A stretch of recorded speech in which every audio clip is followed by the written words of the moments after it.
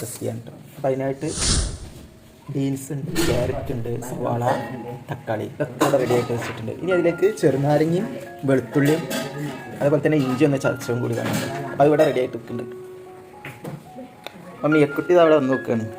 School കൊണ്ടുപോകാനുള്ളത് എന്താ കഴിക്കണേ? റസ്കോ? കുളിയൊക്കെ കഴിഞ്ഞോ? അതാ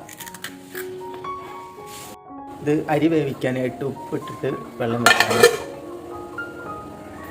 അരിയാണ് ബിരിയാണി അരി. അതിൻ്റെ കൂടെ തന്നെ കുറച്ച് സോയ ചങ്ക്സും കൂടി ഇങ്ങനെ കുതിർക്കാനായിട്ട് വെച്ചിട്ടുണ്ട് കഴുകിയതിന് ശേഷം.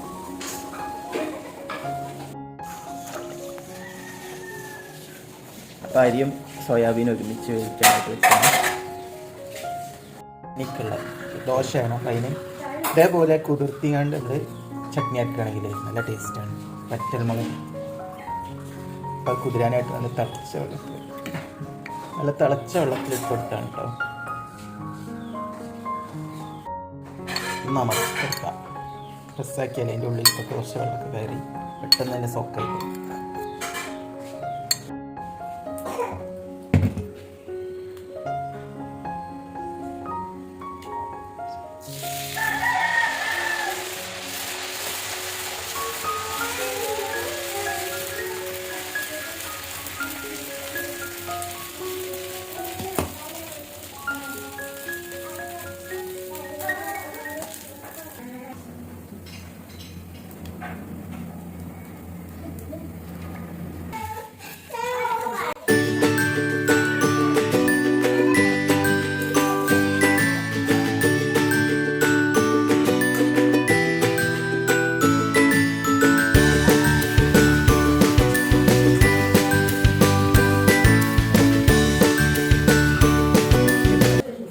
ാണ് ഇട്ടത് ഉണ്ടാക്കുന്നത്. അപ്പോൾ കുക്കർ അടുപ്പത്ത് വെച്ച് ചൂടായി വെള്ളം നെയ്യ് വെച്ചെടുത്ത് കുറച്ച് ഓയിലും കുറച്ച് നെയ്യും കൂടി വെച്ചെടുത്തിട്ട് മിക്സാക്കുക.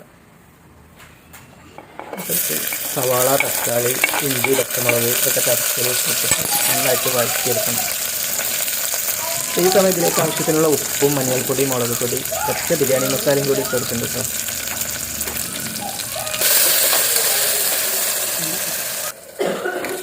തൈര് വെച്ചിട്ടുണ്ട് ഒരു പുളിപ്പും വേണ്ടിയിട്ട്.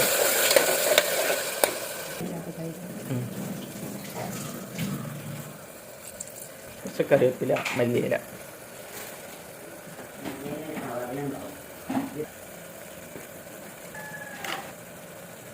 അപ്പം അതിലേക്ക് മുളക് പൊടി, മഞ്ഞൾപ്പൊടി, മല്ലിപ്പൊടി കുറച്ച് മതി കേട്ടോ എല്ലാം. അപ്പോൾ അതെല്ലാം ഇട്ടെടുത്തിട്ട് നന്നായിട്ടൊന്ന് ഇളക്കിയെടുക്കാം കേട്ടോ.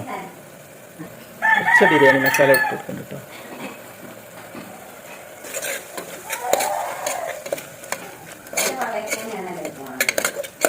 ഒന്ന് അടച്ച് വെച്ചിട്ട് ഒരൊറ്റ വിസിൽ വരുന്നത് വരെ ഒന്ന് വേവിച്ചെടുക്കാം.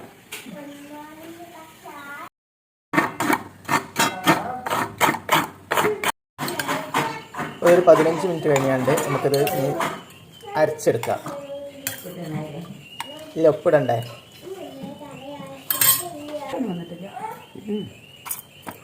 ഉപ്പിടുക. റൈസ് വേവിക്കുമ്പോൾ നമ്മൾ സോയാ ചങ്ക്സും ബീൻസ്, ക്യാരറ്റ് എല്ലാം കൂടി ഇട്ടിട്ടാണ് വെച്ചത്.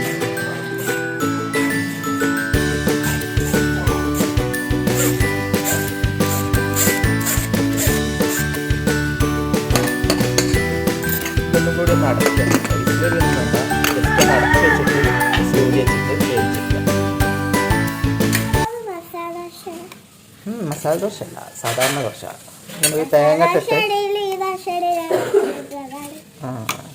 തേങ്ങ ഇട്ടിട്ട് ഇത് അരച്ചെടുക്കാം. ഓക്കെ, ഉള്ളി ഇല്ല കേട്ടോ, ഉള്ളി ഇടാൻ മറന്നുപോയി. അപ്പോൾ ഉള്ളിയും കൂടി ഇട്ടിട്ട് ഒന്നും കൂടി ഒന്ന് അരച്ചെടുക്കാം.